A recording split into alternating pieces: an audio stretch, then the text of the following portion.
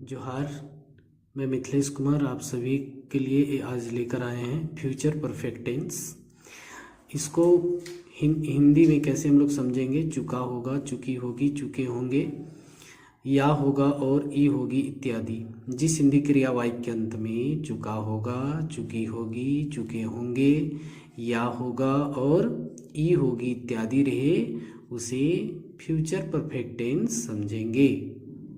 Recognition sign का मतलब होता है पहचान चिन्ह। तो पहचान चिन्ह मतलब इन हिंदी में हम कैसे पहचानेंगे कि ये फ्यूचर परफेक्ट टेंस का है। तो जिस हिंदी क्रिया वाक्य के अंत में चुका होगा, चुकी होगी, चुके होंगे, या होगा और ई होगी इत्यादि रहे तो उसे फ्यूचर परफेक्ट टेंस समझना चाहिए। इन इंग्लिश में कैसे हम लोग जानेंगे तो बोले आफ्टर एक्जुअलरी वर्ब का कौन सा रूप V3। तो हम लोग देखते आ रहे हैं प्रेजेंट परफेक्ट, पास्ट परफेक्ट और ये फ्यूचर परफेक्ट में भी कि जहाँ भी परफेक्ट टेंस रहेगा वर्ब का तीसरा रूप यूज होगा। अब यहाँ एक ज्वेलरी वर्ब की बात है तो देख लीजिए, यूज ऑफ शैल ऑब्ली विल प्लस हैव, यानी शैल हैव और विल हैव किन किन नंबर पर्सन के साथ यूज हो रहा है। तो फर्स्ट पर्सन सिंगुलर नंबर में शैल हैव, प्लूरल नंबर में शैल हैव, बाकी सेकेंड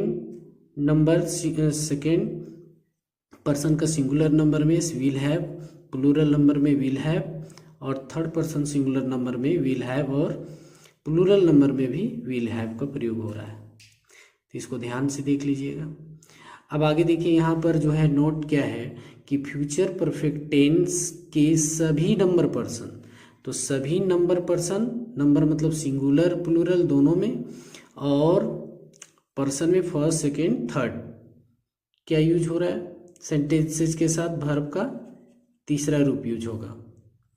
उसके बाद यहाँ पर देखेंगे हम लोग सेकेंड में कि आई और वी के साथ शैल हैव, यू के साथ विल हैव और सी, ही, सी, इट, राम, दे के साथ विल हैव।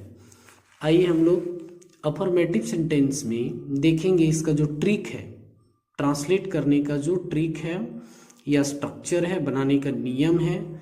सब्जेक्ट के बाद क्या है, शैल ऑब्ली विल प्लस हैव। शैल ऑब्ली विल सब्जेक्ट के अकॉर्डिंग लगेगा और हैव जो है सभी के साथ कन्फर्म है लगना है, V3 और ऑब्जेक्ट।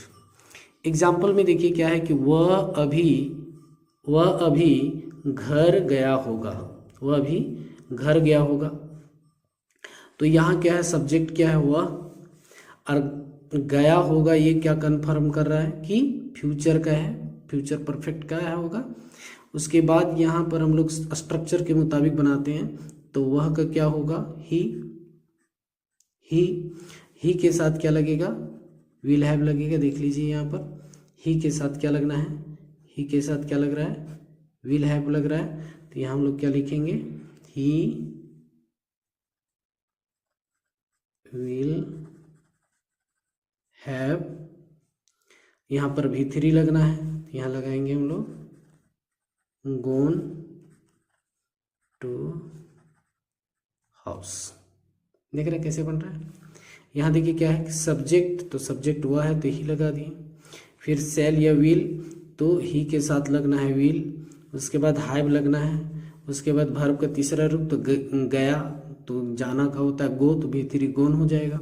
फिर क्या बोल रहा है, ऑब्जेक्ट, तो ऑब्जेक्ट क्या है, घर, तो यहाँ लिख दिए हाउस।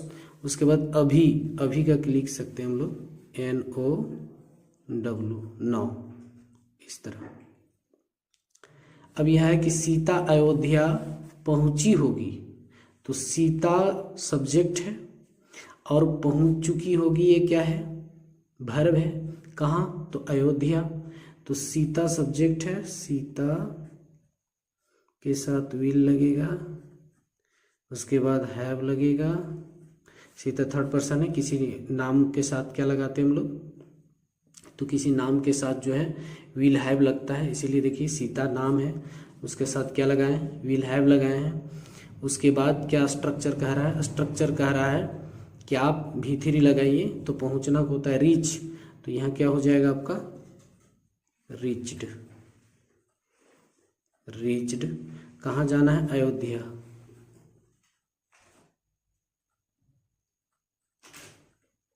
अयोध्या।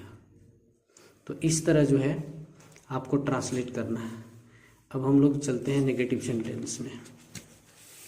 नेगेटिव सेंटेंस में देखिए यहाँ पर क्या है, स्ट्रक्चर पहले हम लोग देखेंगे। नेगेटिव सेंटेंस में सब्जेक्ट पहला शैल विल, ये एक ज्वेलरी वर्ब हो गया। उसके बाद नोट लगाना है, तब हैव लगाना है। ध्यान रखना है शैल विल के बाद नोट लगेगा, तब हैव यूज होगा, तब जाकर के जो है V3 लगेगा और ऑब्जेक्ट लगेगा। यहाँ पर हम लोग देखेंगे वह घर नहीं गया होगा, वह घर नहीं गया होगा। तो वह क्या है आपका सब्जेक्ट है, और गया होगा ये क्या है आपका वर्ब है। कहाँ, तो घर, ये ऑब्जेक्ट हो गया। तो वह का क्या होगा, यहाँ पर ही होगा। ही के साथ क्या लगेगा, स्ट्रक्चर के हिसाब से आपका विल लगेगा।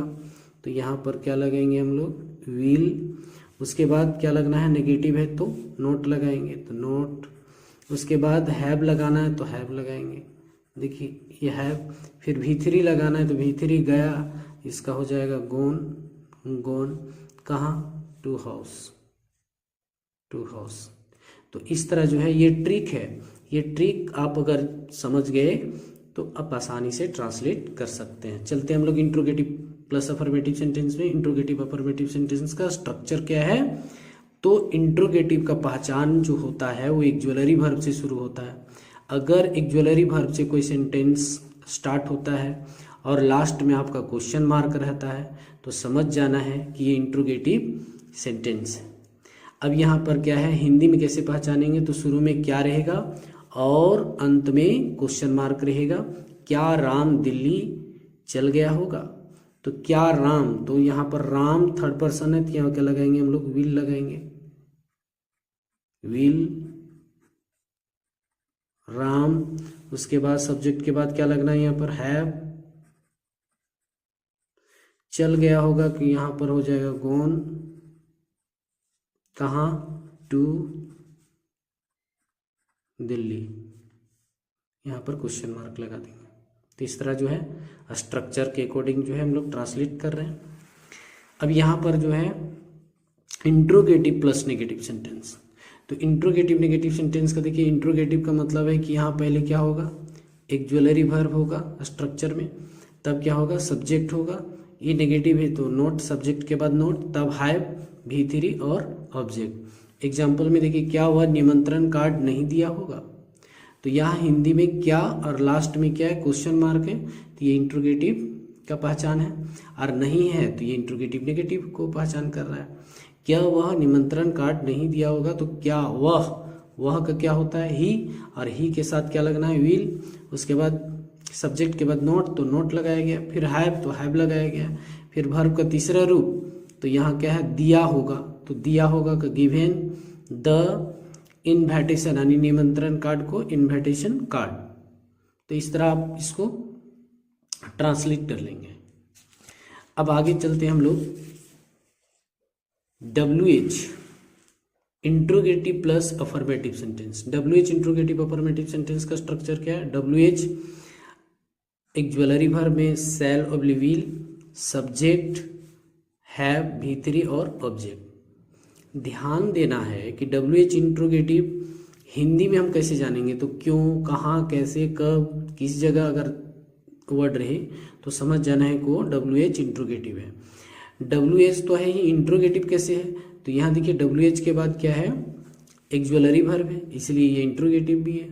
अब आगे आते हैं हम लोग इसको बनाते हैं। तो क्यों का क्या होगा, व्हाई, क्यों, चूंकि स्ट्रक्चर में पहले WH बोल रहा है तो हम लोग WH लिख दिए, व्हाई। उसके बाद वह सब्जेक्ट है, वह के साथ विल लगेगा, तो यहाँ लिखेंगे व्हाई विल। सब्जेक्ट है वह तो लगेगा यहाँ पर ही। उसके बाद गया होगा, ये वर्ब है, तो यहाँ हो जाएगा, सबसे पहले सब्जेक्ट के बाद क्या लगाना है, हैव, तो यहाँ हो जाएगा हैव। उसके बाद V3 गया होगा, तो यहाँ हो जाएगा गोन टू दिल्ली। इस तरह क्वेश्चन मार्क लगा देंगे। तो यहाँ पर देखिए WH, फिर एक ज्वेलरी वर्ब और लास्ट में क्वेश्चन मार्क। ये क्या इंडिकेट करता है, WH interrogative plus affirmative sentence को।